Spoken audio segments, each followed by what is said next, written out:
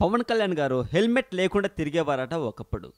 ఈ మధ్య నెట్లో ఒక వీడియో హల్చల్ చేస్తుందండి. వీడియో పాతదే అయినా ఇన్ఫర్మేషన్ బాగుంది అని చెబుతున్నాను.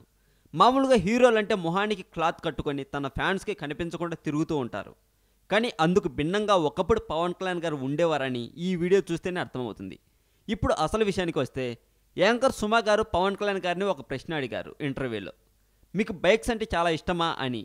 అందుకు పవన్ కళ్యాణ్ గారు, నాకు చిన్నప్పటి నుండి బైక్స్ అంటే చాలా ఇష్టం, కానీ నాకు ఎక్కడ యాక్సిడెంట్స్ అవుతాయో అని మా ఇంట్లో బైక్ కొనివ్వటం మానేశారు.